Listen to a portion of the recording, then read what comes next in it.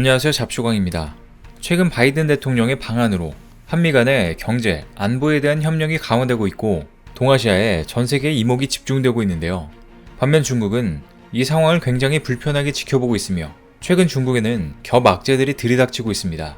제로 코로나의 오랜 봉쇄로 인해 중국의 경제가 복구하기 어려울 정도의 암울한 상황에 처한 상황이고 이에 질린 중국인들조차 중국을 떠나고 있다는 소식이 나왔습니다. 심지어 중국의 젊은 인재들의 이민 행렬이 이어지고 있으며 중국의 부유층들이 이민 대상국으로 한국을 가장 선호하고 있다는 충격적인 분석이 나오고 있는데요. 과연 중국에 어떠한 문제들이 생기고 있는지 자세히 알아보겠습니다. 제로 코로나 정책을 고수하는 중국이 경제 수도 상하이를 봉쇄하면서 생산과 소비 전반에 걸쳐 큰 충격을 받았습니다. 20일 상하이 통계국에 따르면 4월 상하이의 산업 생산은 작년보다 60% 급감하면서 반토막 이상 날아간 상황인데요. 산업 생산과 소매 판매 감소액만 단순 합산해도 4월 상하이 봉쇄의 직접 경제 피해는 54조 원에 달했습니다. 봉쇄 기간 2,500만 시민들이 대부분 자택에 격리되면서 생산시설이 대부분 가동을 멈췄고 소비도 극도로 위축되는 등 시장이 제 기능을 상실했습니다. 도시 내 상업 기능은 더욱 심각하게 마비됐는데요. 당국이 극소수의 슈퍼마켓과 음식점만 제한적으로 영업하게 하면서 봉쇄 이후 대부분의 상점과 서비스 업체는 일제히 문을 닫았습니다. 때문에 이제 더 이상 중국 당국에서도 버티지 못하며 상하이 봉쇄를 조금씩 완화하겠다는 신호를 내비쳤지만 굉장히 제한적으로 허용하고 있는데요. 이런 상황이 계속되자 중국 당국의 방역 요원과 주민의 갈등도 점점 격해지고 있습니다. 급기야 칼부림 사건까지 발생한 것인데요. 사실상 완화 수순에 들어갔다고 하지만 가족 중 한 명만 시간 제한식으로 외출이 허용된 상하이에서 주민과 방역요원 간 칼부림 사건이 발생해 공안이 수사에 나섰습니다. 사건은 지난 20일 오전 8시 20분경 한 남성이 방역요원들에게 외출증 발급을 요구했으나 이를 거부하자 현장에 있던 방역요원 한 명을 칼로 찌르고 대치 중이라는 신호가 접수됐습니다. 본인 역시 사건 현장에서 스스로 목숨을 끊으려 수차례 자해를 시도했다는데요. 이번 사건은 상하이 주민들과 방역요원 간의 갈등으로 문제가 표출된 대표적인 사례로 꼽힙니다. 특히 주민들에게 권위적이고 일방적으로 대하는 방역요원들에 대한 불만이 극에 달하고 있다는 지적도 나오는데요. 이렇듯 심각한 상황들이 나오자 중국 당국은 지하철 등 각종 교통시설의 부분적 봉쇄 완화를 발표하면서 PCR 검사에서 음성을 받으면 지하철 등 대중교통을 탈 수 있다고 밝혔습니다. 2달 가까이 이어졌던 상하이 봉쇄 조치가 조금씩 완화되자 이 기회를 놓치면 안 된다는 중국인들의 탈출 행렬이 이어지고 있는데요. 부분적 봉쇄 완화 발표와 동시에 상하이 기차역엔 많은 사람들로 인해 북새통을 이뤘습니다. 대중교통이 아직 완전히 정상화되지 않았지만 한 손에 캐리어를 끌고 자전거를 타고 오거나 걸어서 오는 사람도 있었습니다. 다시는 중국에 돌아오지 않을 것이라는 시민들도 있었는데요.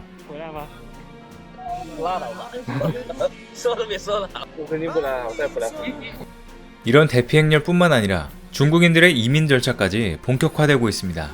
상하이 봉쇄가 본격화된 지난달 중국에서 이민이라는 검색어가 전달에 비해 400배 이상 급증했고 이민과 유학업체에는 전화가 빗발치며 문의가 쏟아지고 있습니다. 최근 베이징의 한 법률사무소의 거스저 씨는 최근 이민 관련 업무가 2배 이상 증가했다고 밝혔습니다. 그런데 이민을 모색하는 이들의 대부분이 주로 IT, 과학업계를 중심으로 한 엘리트들이라 미국과의 패권 경쟁 속 과학기술 강국을 향한 시진핑의 야심에 차질이 빚어지고 있다는데요. 현재 중국에서 빗발치고 있는 미국 비자는 EB1 비자로 과학, 예술, 교육, 체육 등 특정 분야에서 출중한 능력을 갖춘 이들에게 발급하는 비자입니다. 즉 중국에서 젊은 인재들이 다 빠져나가고 있는 것인데요. 최근 이민 절차를 진행 중인 한 중국인은 나는 정말 두렵다. 가족의 안전과 자산의 안정에 대해 이토록 불안감을 느껴본 적이 없다고 토로했습니다. 그러면서 사람들의 자유와 안정을 침해하는 방역 정책이 가혹함으로 자신과 같은 전문직들이 해외 이주를 포함한 선택지를 검토하게 됐다고 덧붙였습니다. 이렇게 중국에 남아있는 인재들의 엑소더스까지 이어지자 중국 정부는 최근 꼭 필요한 경우가 아니면 자국민의 출국을 강제로 제한하겠다고 밝혔는데요. 상하이 봉쇄 이후 중국을 떠나려는 사람들이 늘자 인재 유출을 우려해 긴급하게 내린 조치라는 해석이 나오고 있습니다. 급기야 중국 부유층들까지 이민 행렬에 동참하면서 중국 당국은 완전히 패닉 상태에 빠졌는데요.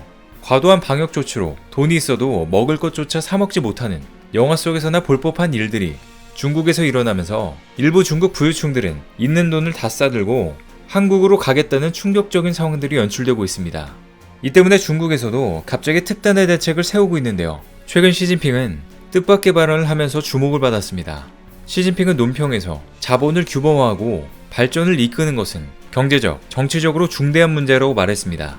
또 지난 개혁개방 40년간 자본은 사회주의 시장경제의 번영과 발전에 공헌해왔다며 자본의 적극적 역할은 반드시 긍정해야 한다고 밝혔는데요. 이 시진핑의 논평은 누가 들어도 자본의 규제보다는 자본의 적극적 작용 쪽에 방점이 찍힌 언급이었습니다. 즉 개인 자본의 중요성을 강조한 것인데요. 중국 관영 매체에서 이 논평을 가장 먼저 내보낸 이유도 지금까지 시진핑이 밝혔던 자본을 규제해서 사회주의 계획경제로 가게 하던 흐름과는 정반대의 흐름을 강조했기 때문입니다. 그 이유는 최근 미국의 금리 인상을 시작으로 중국 경제 악화까지 이어지며 해외 자본의 이탈이 심해졌고 그와 동시에 중국 부유층들의 자본 이탈과 이민 행렬까지 심해져 중국에게 막대한 피해가 되고 있기 때문인데요. 그래서 중국의 최고 지도자가 직접 시장 달래기에 나선 겁니다. 코로나 사태 이후 시진핑 주재 회의에서 자본의 건전한 발전을 추진한다라는 언급은 나온 적이 있으나 이렇게까지 자본시장 발전 문제를 자세히 언급한 건 흔치 않은 일입니다. 시진핑은 지난해까지 코로나 조기 방역에 대한 자신감을 바탕으로 공동부유를 강조해왔는데요. 또 2020년부터 중국의 IT 공룡기업들을 본인의 입맛에 맞게 통제하기 시작했습니다. 하지만 최근 들어 막대한 해외 자본이 빠져나가는 등 잇따른 부작용이 발생하자 긴급히 논평을 하게 된 것입니다. 실제로 현재 중국 부유층들까지 중국을 떠나서 해외로 이민을 가겠다는 문의가 폭주하고 있는 상황인데요. 현재 중국 내 모든 중산층들과 자산가들 대부분은 본인들의 자녀를 해외에서 키워야 한다는 생각을 갖고 있습니다. 그 이유는 중국에서 열심히 돈을 번다고 해도 부동산이 국가에 귀속되어 있는 공산주의 체제 특성상 자신들이 평생 벌어놓은 자산을 지킬 수 없기 때문인데요. 그래서 최근 더욱 이민 행렬이 늘어나게 된 것입니다. 이 때문에 중국인들은 해외 부동산 투자에 열을 올리고 있으며 그 가운데 한국이 주요 대상국 중 하나가 된 것입니다. 현재 상하이에서 가장 가까운 외국은 제주도인 상황으로 많은 중국인들이 이민을 생각하고 있는데요. 그동안 중국의 자본 해외 유출 금지 정책과 코로나 사태, 사드 보복 등의 영향으로 이민이 대폭 줄어든 상태였는데 최근 강도 높은 봉쇄령으로 인해서 제주도 이민 열풍이 다시 늘어날 수 있을 것이라는 전망도 나옵니다. 그래서 한국 내에서도 이를 막아야 한다는 목소리가 높아지고 있는 상황인데요. 한때 제주도에서는 중국인들로 인해 큰 문제가 됐었습니다. 대부분의 관광객이 중국인이고 중국인들의 제주 땅 매입 규모도 엄청났었습니다. 그리고 중국의 부동산 개발업체들의 난개발로 인해 경관훼손과 환경 파괴 논란까지 이어졌었는데요. 그래서 최근 들어 다시 정책적으로 이를 제재한다는 의견도 계속해서 나오고 있습니다. 외국인의 투자를 촉진하기 위해 도입된 제주 부동산 투자 이민 제도에 대해 부정적인 의견들이 많이 나오고 있는데요. 부동산 투자 이민제는 제주 지역의 관광단지와 관광단지 내 한화 5억 원 이상의 휴양 목적 체류시설을 매입한 외국인들을 상대로 거주 비자를 발급하고 5년 후에는 영주권을 부여하는 제도입니다. 외국인 투자를 활성화하기 위한 것으로 2010년 제주에 처음 도입됐는데요. 실제 해당 제도는 외국 자본의 투자 유치에는 크게 기여했으나 그 외국인들이 대부분 중국인들에 의존해 있었고 때문에 무분별한 개발, 난개발 논란, 지역 정체성 혼란 등을 가져왔다는 지적이 많은데요. 실제로 코로나19 이전 2016년에 제주 방문 중국 관광객은 약 306만 명으로 전체 외국인 관광객의 85%를 차지했으며 이 중 단체 관광객 비율은 64%에 달했습니다. 이 제도에 대해 찬반 논란이 계속해서 이어지고 있지만 대부분의 도민들은 그동안 중국인들이 보인 행태에 연장 없이 중단해야 한다고 답하고 있습니다. 제주도는 내년 4월 30일 부동산 투자 이민제의 종료를 앞둔 데다 실효성 문제 등이 불거짐에 따라 대책 마련을 준비 중입니다.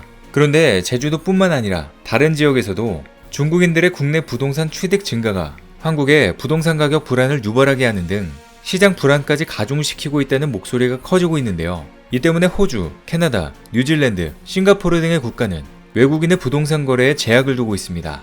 심지어 지난해 청와대 국민청원에 중국인들이 우리나라 땅에서 투기를 하고 있다. 선조들이 지켜온 우리나라가 머지않아 중국화 될 것 같다 라는 안타까운 글이 올라오기도 했습니다. 최근 미국 대통령이 동아시아에서 가장 먼저 한국을 방문하면서 미중 패권 싸움에 한국의 중요성이 점점 대두되고 있는 가운데 많은 중국의 인재들을 비롯해 부유층들이 중국을 버리고 해외로 나가겠다는 목소리가 높아지고 있습니다. 시진핑까지 직접 나서서 이를 막기 위해 노력하고 있지만 역부족인 것 같은데요. 앞으로 중국 당국의 패닉 상태가 언제까지 이어질지 관심있게 지켜보겠습니다. 오늘 준비한 소식은 여기까지입니다. 댓글을 통한 여러분들의 많은 의견 기다리겠습니다. 시청해주셔서 감사합니다.